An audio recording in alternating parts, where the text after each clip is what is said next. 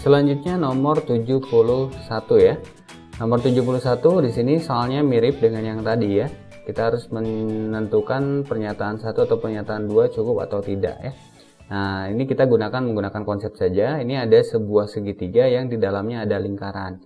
Pertanyaannya adalah apakah daerah yang diarsir itu bisa dicari atau tidak ya. Berhubungan dengan daerah berarti kita membutuhkan luas segitiga ya. Dan luas lingkaran ya, begitu. Nah, untuk luas segitiga saja ini kita membutuhkan minimal itu 2 sisi ya. Nah, kenapa minimal 2 sisi? Karena di sini bentuk segitiganya adalah siku-siku. Jadi kalau 2 sisi diketahui maka sisi yang lain bisa kita cari. Jadi untuk segitiga kita butuh 2 sisi. Nah, untuk lingkaran kita membutuhkan jari-jari, dan jari-jari ini rumusnya adalah luas segitiga dibagi dengan setengah dari keliling ya gitu. Nah, otomatis di sini juga muncul luas segitiga, di mana luas segitiga itu membutuhkan minimal 2 sisi ya. Nah, kita lihat pernyataan 1 dan pernyataan 2 ini mewakili sisi-sisi pada segitiga, dan ini mewakili 2 sisi ya gitu. Jadi pernyataan 1 dan pernyataan 2 harus muncul bersamaan. Sehingga jawaban yang betul adalah C ya. Selanjutnya kita masuk ke soal nomor 72 ya. Di sini pertanyaannya adalah nilai Y ya.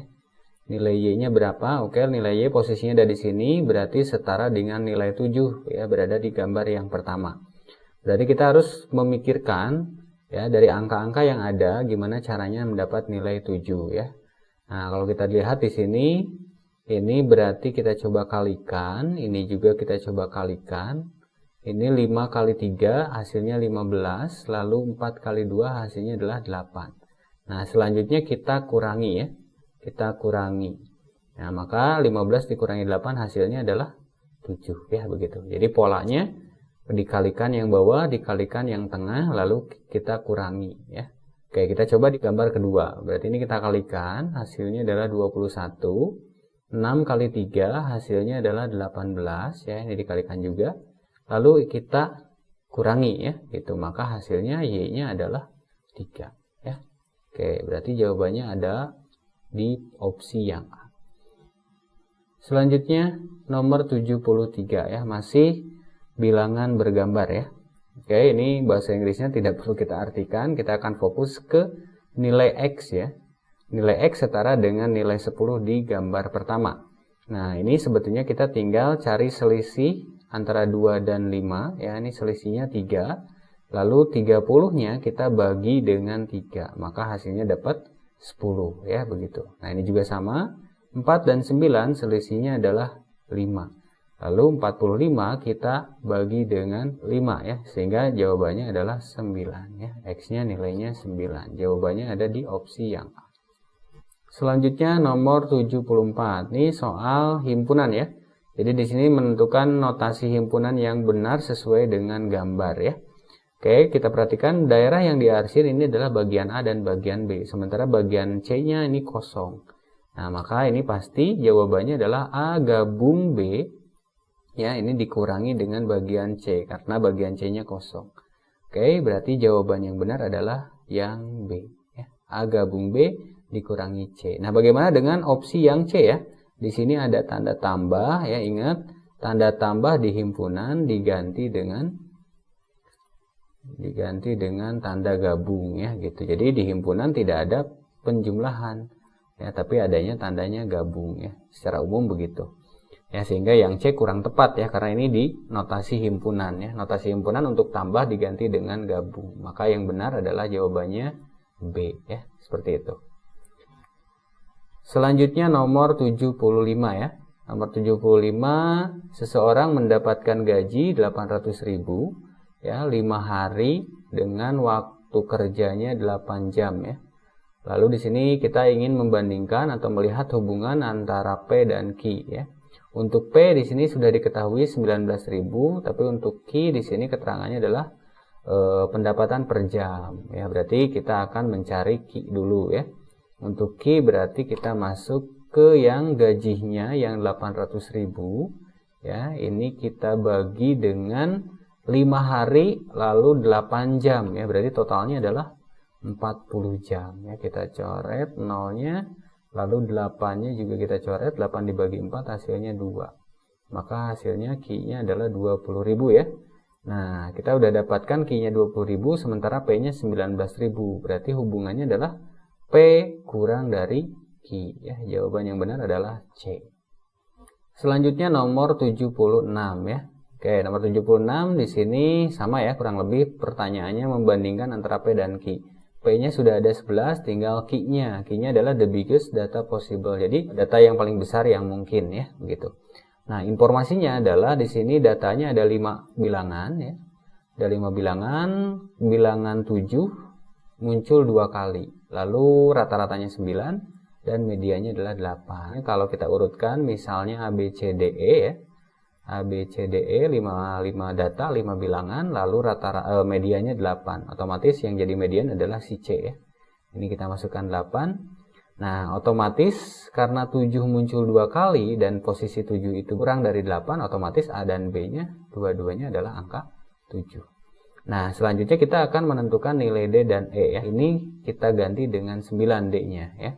Itu kenapa dengan 9? Karena tidak mungkin 8, apalagi lebih kecil ya. Kenapa tidak mungkin 8? Karena di sini dikatakan bahwa hanya angka 7 yang muncul 2 kali. Jadi kalau di sini kita masukkan 8, otomatis akan berkontradiksi dengan pernyataan yang pertama, yang ini ya.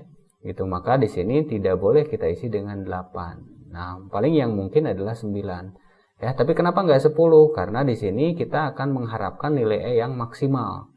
Supaya E-nya maksimal, maka nilai D ini harusnya sekecil mungkin. Ya, tapi sekecil mungkin di sini maksudnya adalah tidak lebih kecil dari 8. Ya, bahkan 8 pun tidak boleh dimasukkan di sini karena 8-nya harus ada 1. Ya, gitu. Maka yang paling mungkin D-nya adalah 9. Nah, nanti E-nya itu menyesuaikan. Karena di sini rata-ratanya 9, maka nilai E yang mungkin adalah 14. Ya, kenapa 14? Kita perhatikan di sini ya. Di sini untuk rata-rata kita gunakan trik seperti ini. Karena rata-ratanya 9 berarti total jumlahnya harus kelipatan 9 ya, begitu. Nah, di sini sebenarnya tinggal kita bandingkan untuk 8 ini minus 1 gitu ya. Untuk 7 itu ke 9 minus 2, yang ini juga minus 2. Berarti kita kekurangan 5 ya. Supaya kekurangan 5 ini tertutupi, maka E itu harus 9 ditambah 5 ya, begitu. Maka muncullah di sini kemungkinan yang terbesarnya E adalah 14 ya.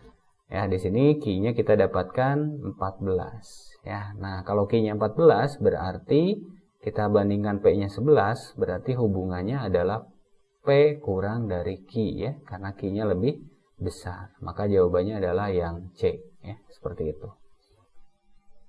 Oke, selanjutnya ke soal nomor 77 ya. Ada 30 siswa atau ada 30 anak ya. 20 suka sepak bola, ini kita misalkan himpunan A. 23 suka basket, kita misalkan B. Dan 10 siswa suka berenang ya, kita misalkan C ya. Lalu 13 suka sepak bola dan basket, ini kita misalkan A irisan B ya. Ini A irisan B, lalu yang basket dan berenang ini adalah B irisan C. Dan sepak bola dan berenang ini adalah A irisan C ya. Oke, berarti untuk menjawab atau menentukan angka-angka yang ada di sini, kita harus menjabarkannya. Ya, kita gunakan rumus NA gabung B gabung C adalah NA tambah NB ditambah NC dikurangi NA irisan B dikurangi N B irisan C dikurangi N A di irisan C dan ditambah dengan N A irisan B irisan C ya, begitu. Untuk gabungannya itu adalah 30. Berarti kita masukkan 30 sama dengan NA, berarti yang suka sepak bola ada 20 ya. Ditambah yang suka basketball ada 23, suka berenang ada 10, dikurangi irisannya A dan B ada 13, lalu B dan C irisannya 9, lalu A dan C irisannya 8, lalu ditambah dengan irisan ketiga-tiganya yang belum kita ketahui, yaitu kita misalkan X saja ya. Ya, kita hitung, nih yang gampang adalah 23 dikurangi 13 ya, ini 10. Lalu 10 dikurangi 9, ini 1. Lalu ini 10 ini juga kita kurangi 8, jadinya 2 ya. Berarti 30 sama dengan 23 ditambah X, kita dapat X-nya sama dengan 7 ya.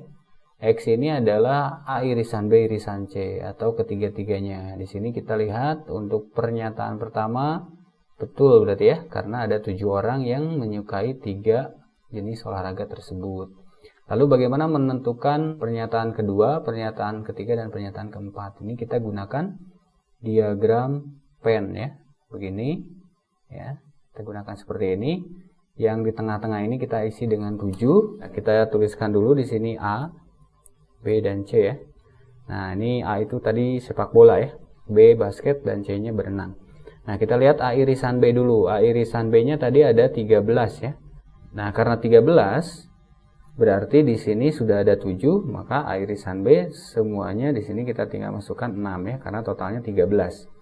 Selanjutnya untuk B irisan C totalnya 9. Di sini sudah ada 7, berarti kita isi di sini 2. Ya, lalu untuk A irisan C-nya totalnya ada 8, di sini udah ada 7, kita tinggal masukkan di sini 1 ya. Jadi totalnya 8. Nah, setelah memasukkan angka-angka ini, kita masuk ke yang suka sepak bola ada 20 ya. Kita perhatikan sini angkanya 671 ya. 671 berarti ini 13 14 ya. 14 untuk mencapai 20 berarti kita tuliskan di luar sini, atau yang suka sepak bolanya saja ada 6 orang ya. Itu. Lalu untuk yang basket totalnya tadi ada 23. Di sini 6 tambah 7, 13 tambah 2, 15, berarti di sini kita isi dengan 8 ya. Totalnya 23. Lalu untuk yang berenang ini totalnya 10. Ini kita hitung 2 tambah 7, 9 tambah 1 sudah 10 ya, berarti 0 di sini ya. Nah, dari identifikasi ini kita bisa menjawab ya, pernyataan 2, 3, dan 4 ini benar atau salah ya. 8 orang yang hanya suka basket ya. Di sini 8 orang yang hanya suka basket ini benar berarti. Terus 6 orang yang suka sepak bola, yang hanya suka sepak bola, berarti ini 6, dan ini juga benar. Dan there is no one who only likes swimming. Ya, di sini tadi kita isi dengan 0, berarti benar juga ya, keempat. Berarti jawabannya adalah yang E ya, benar semua. Oke, selanjutnya ke soal nomor 78. Ya, di soal nomor 78 ini ada sebuah segi 4 yang diketahui sisi AD-nya, sisi BC, sisi CD, AC, dan BD-nya adalah diagonal yang panjangnya sama katanya. Itu pertanyaannya adalah sisi AB-nya berapa. Untuk segi 4 yang seperti ini, kita perhatikan di sini ada tanda siku-siku ya, dan dengan kondisi AC dan BD-nya sama. Nah, ini kita gunakan trik juga ya. Triknya adalah AB kuadrat ditambah CD kuadrat yang berhadapan ya, AB dengan CD berhadapan, ini akan sama dengan AD kuadrat ditambah BC kuadrat ya, begitu. Nah, selanjutnya kita masukkan CD. CD itu tadi sudah ada ya, CD-nya adalah 4, berarti kita masukkan begini, AB kuadrat ditambah CD kuadrat berarti 16 sama dengan AD-nya adalah 4 akar 2. Ini kalau dikuadratkan berarti 16 kali 2 ya. 16 kali 2 sama dengan 32. Berarti di sini kita isi dengan 32 ditambah BC kuadrat. BC-nya 3, berarti kita masukkan 9 ya. Oke, berarti AB kuadrat sama dengan 32 ditambah 9 itu adalah 41. 16 plus pindah jadi min 16. Berarti AB kuadrat sama dengan 25 ya, maka AB-nya kita dapatkan pasti 5 ya, gitu. Nah, berarti jawabannya adalah yang E. Selanjutnya kita masuk ke soal nomor 79 ya. Di sini ada Andi, Bambang, Cinta ya. Uang perbandingan jumlah uangnya adalah 2 berbanding 3 dan berbanding 5. Berarti kalau kita misalkan A, B, C ya. A berbanding B berbanding C. Ya, lalu kita tuliskan di sini selisih dari Andi dan Cinta, berarti karena Cinta lebih besar kita tulisnya C dikurangi A ya. C dikurangi A. Lalu yang ditanyakannya adalah jumlah Bambang dan Cinta, berarti B ditambah C ya gitu. Nah, kita isi dengan perbandingan di bagian bawahnya, ini 2, yang ini 3 ya. Yang ini 5 ya. Lalu C dikurangi A ya, ini kita isi dengan perbandingan juga. C dikurangi A, di sini C-nya perbandingannya 5, A-nya 2, berarti perbandingannya adalah 3. Lalu B tambah C juga kita isi dengan perbandingan, B-nya adalah 3, C-nya adalah 5, berarti totalnya 8 perbandingannya ya. Jadi baris yang kedua ini kita isi dengan rasio ya. Nah, selanjutnya kita masuk ke yang diketahuinya tadi, selisih Andi dan Cinta, uangnya adalah senilai X, berarti kita tulis di bawah Cinta dikurangi Andinya adalah X. Pertanyaannya adalah banyaknya uang ya, Bambang dan Cinta, berarti ini yang ditanyakan. Nah, berarti caranya adalah si tanda tanya ini adalah ya polanya begini ya, ke atas, ke pinggir, dan ke bawah. Ini adalah 8 ke pinggirnya per ya, perbandingan 8/3 kita kalikan dengan X ya, atau disederhanakan 8/3 X. Jadi jawabannya adalah yang A ya, 8/3 X. Selanjutnya soal nomor 80 ya.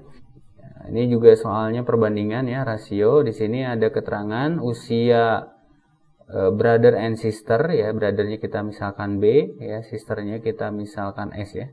Ya, 5 tahun yang lalu perbandingannya 3/2. Berarti kalau kita tuliskan B dikurangi 5 berbanding S dikurangi 5, ini hasilnya adalah 3/2.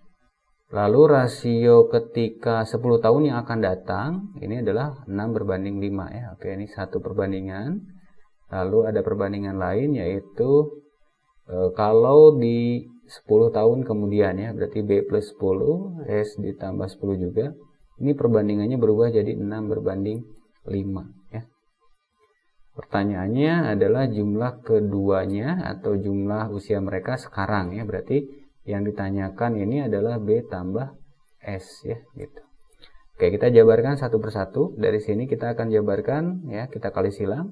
Berarti jadi 2B min 10 sama dengan 3S dikurangi 15 ya, kali silang ya.